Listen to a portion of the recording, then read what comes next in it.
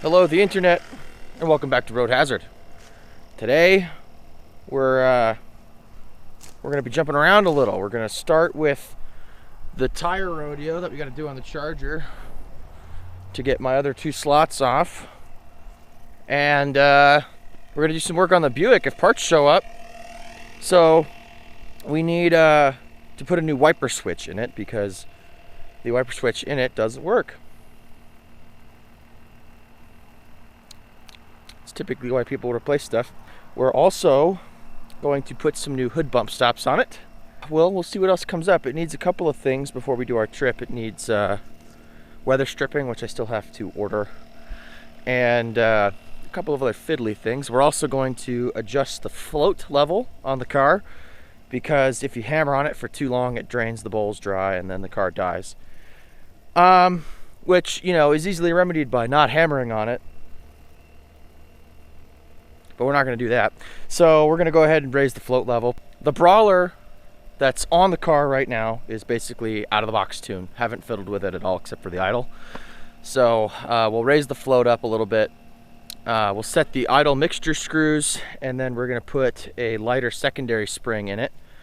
And all of those things combined should really wake this thing up, because you can actually feel the secondaries open like an old quadrijet.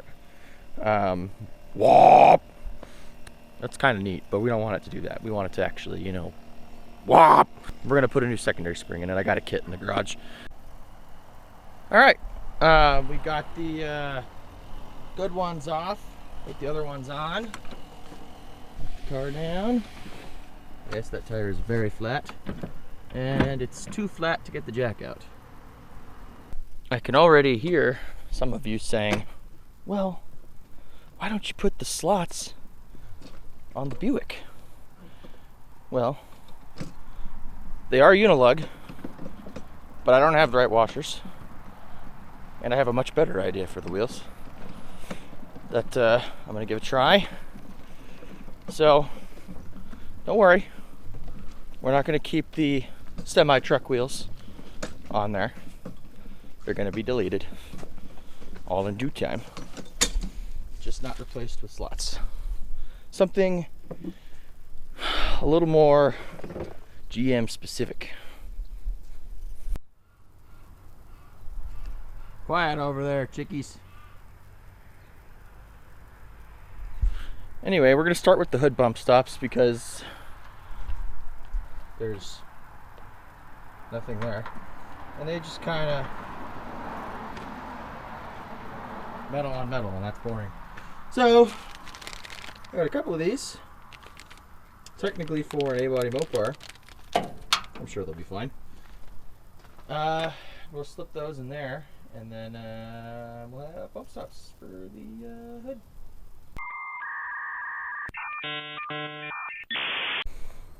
We just about have that lined up to perfection.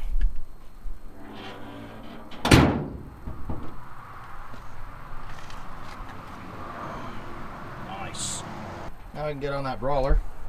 Yeah, that's a brawler, all right. This is one of the lower end brawlers, and the reason I know that is because it only has one metering block in the primary. If it was one of the like big fancy ones, it would be in the rear as well, and you can see the float level on this is like here. I can actually see it through the sight glass. It's way too low. So I'm gonna grab a 5/8 and a flathead. We'll pull the air cleaner off. We'll get the car running, and then we'll get those adjusted. The other thing we might do is put a new air cleaner on it, because that's ugly. We'll see. This is a carburetor tuning kit. That's it. If you can't make this work, watch YouTube videos. There's a million of them out there on how to do this. This is all you need. All right, I couldn't really get the camera anywhere. I wasn't gonna knock it over. But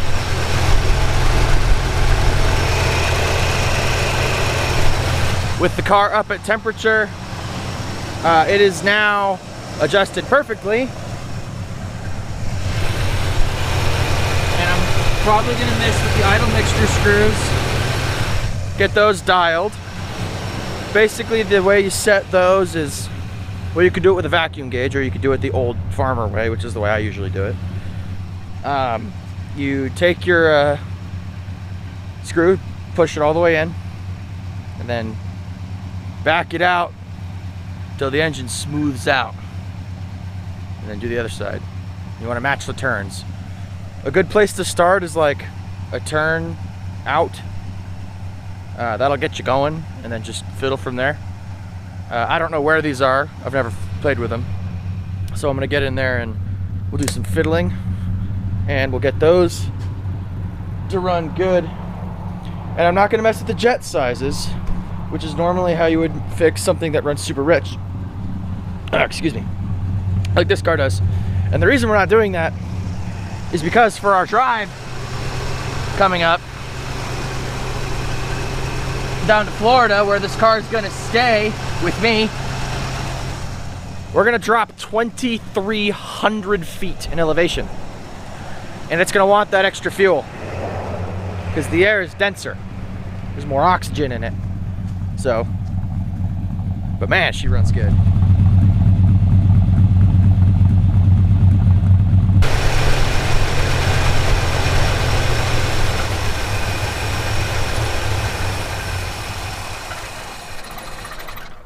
Wow, those were out a long way.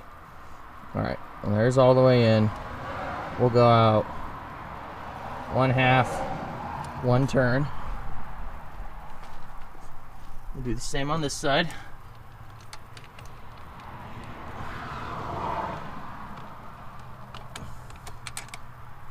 Can't really get her in there with all this throttle bracketry in the way. It's all right, figure it out. 1/2, 1. Fire it back up.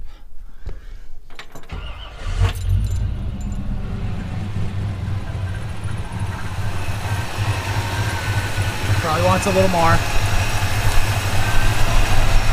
We'll give it 1/2 a turn.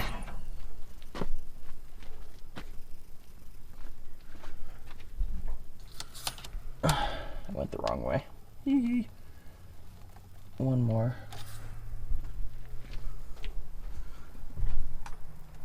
And one more.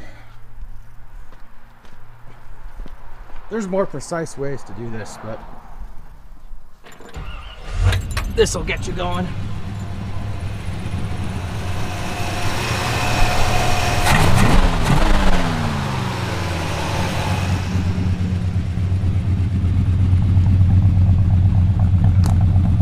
It appears to have liked that.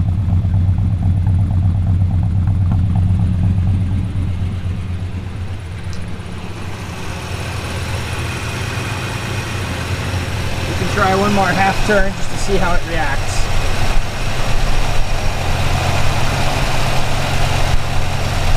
See, the tone didn't change much, but if I go the other way, see that?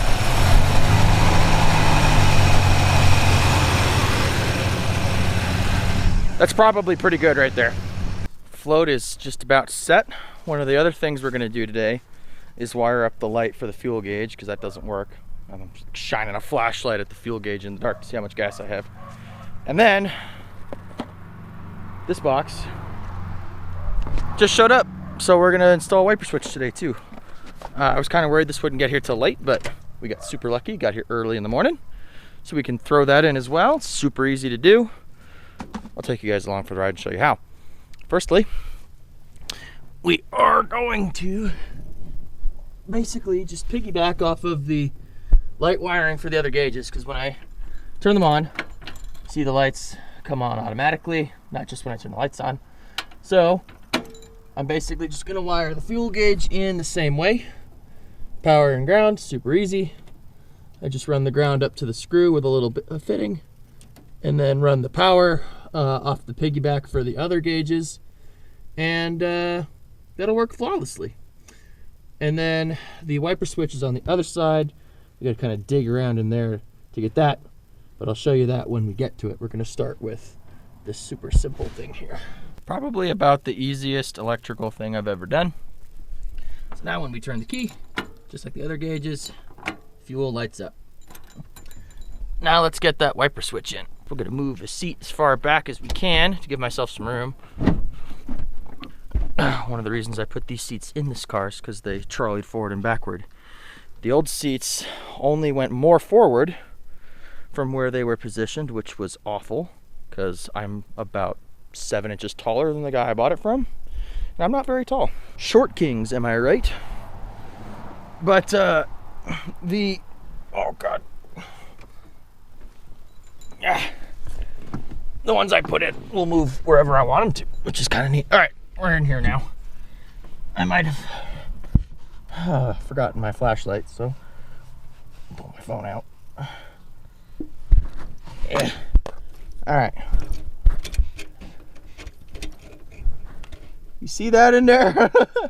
That switch right there with the blue wires, I think they're blue anyway. That's the wiper switch.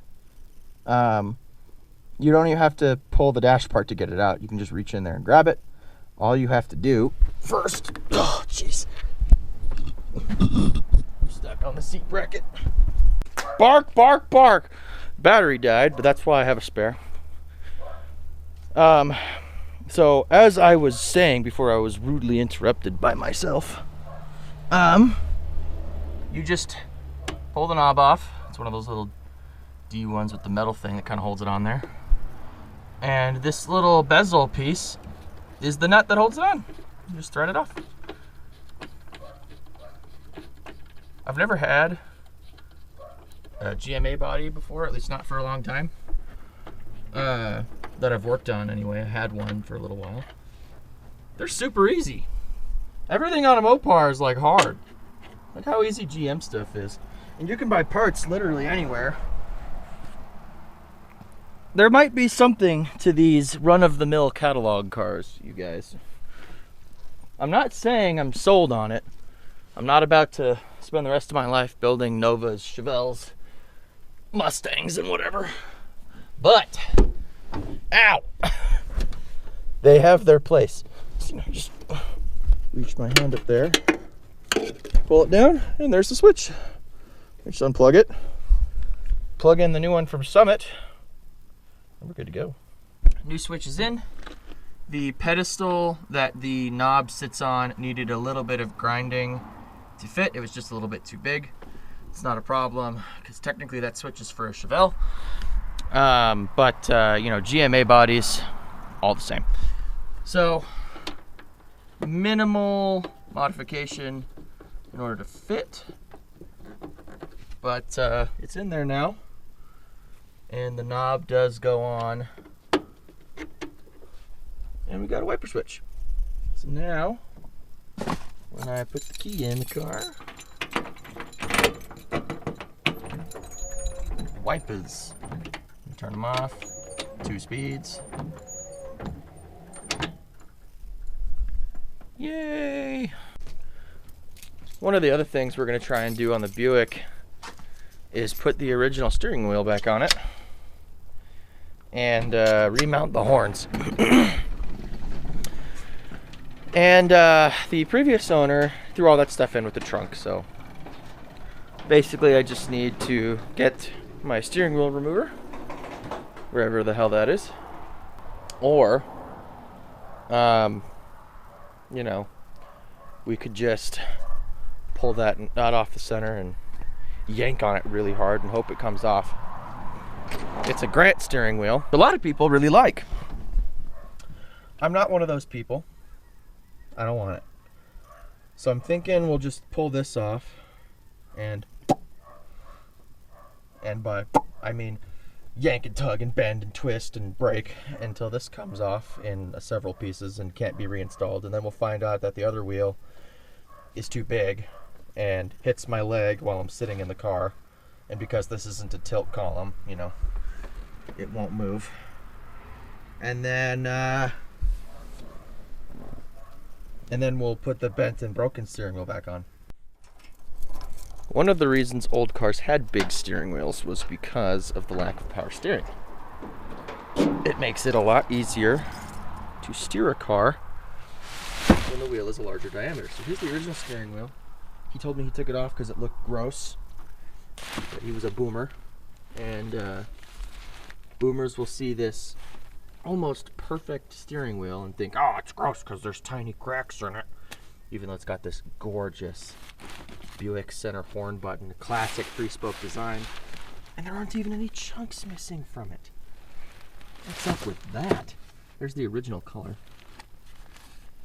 Pretty sweet. So we're absolutely putting that back on. I just kind of held it up to the other wheel and it looks goodish. And while we're in there, we'll go ahead and throw the horn back in it and throw the wire back on it. So we have a horn.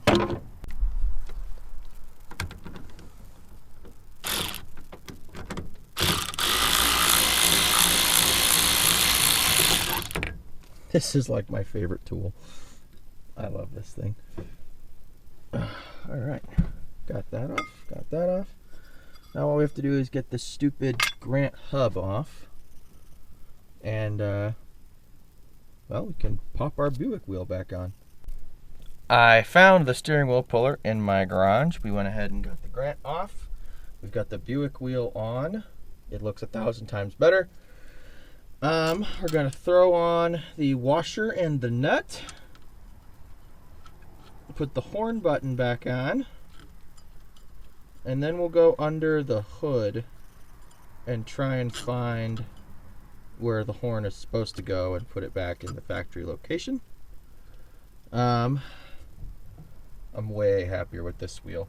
It doesn't interfere. My knee does hit it if I try and straight leg the pedals, but if I angle them just a little bit, we get it in there. But I think it's worth having this original wheel on it. And obviously I'll keep the Grant just in case I ever want to switch back. But having the bigger wheel also means it's easier to turn the car without power steering, which is kind of a big deal. So I'm going to get this the rest of the way installed, and then we'll open the hood and try and find where the horn goes. The finishing touch is the old Buick horn button. God, isn't that fantastic? How could you not have this in the car? Seriously? This? Really? Damn, that's snazzy.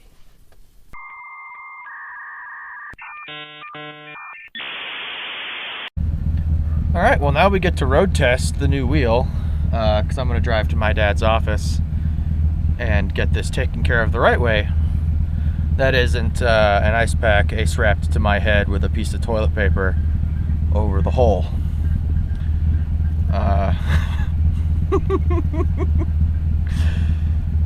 Alright, I'll be back in a bit. The camera battery died while I was recording. I didn't even notice.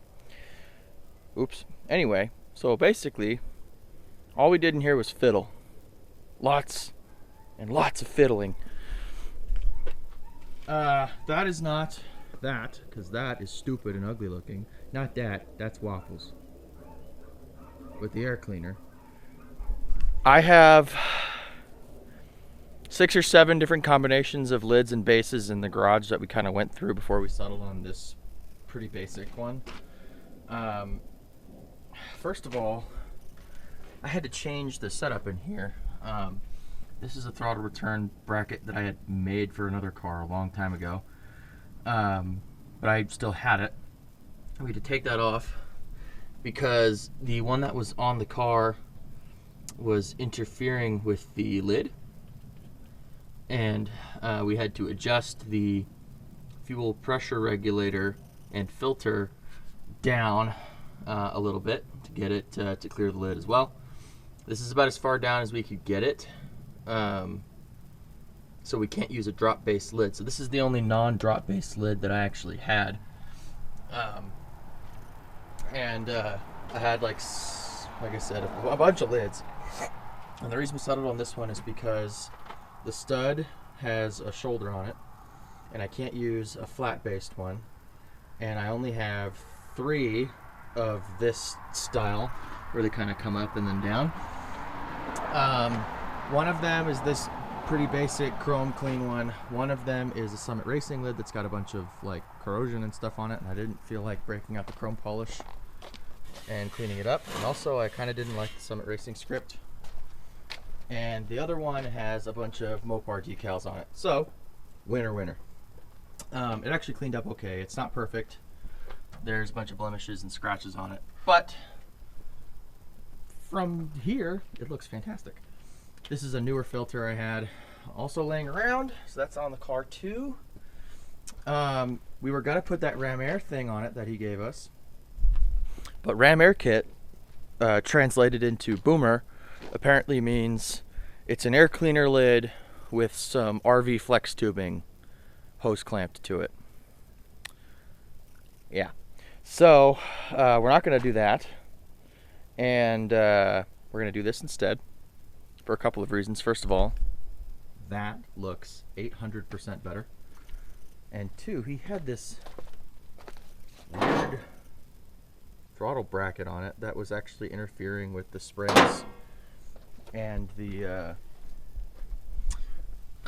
metering block screw. So we had to fiddle with that to get it to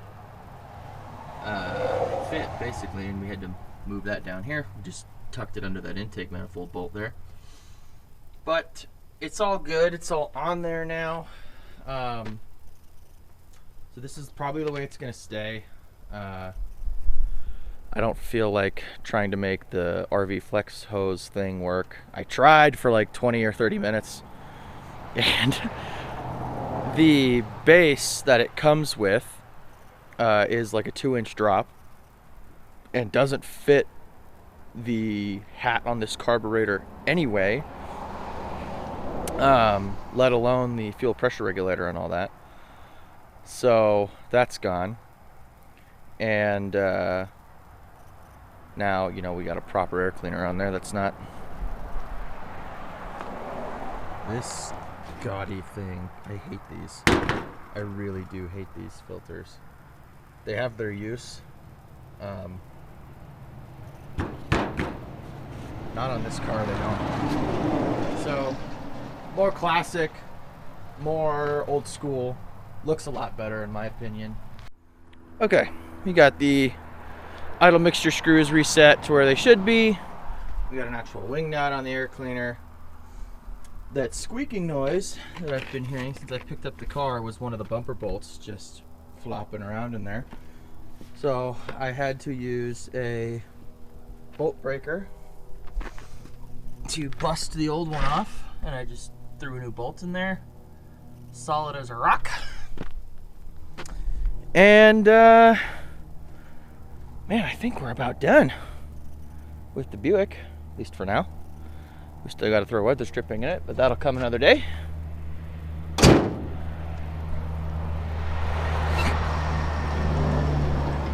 the new steering wheel. Got that shift boot on there that doesn't suck. And we installed the cup holder. That's going to do it for this episode of Road Hazard. Thank you so much for watching. I appreciate every single one of you. Every like, every comment, every subscriber. While you're at it, while we're on the subject, go ahead and drop a sub. Why not, right? Doesn't cost you anything. And you'll get to see my videos in your little subscription feed when they come out. So if you like what you see, go ahead and give that a shot.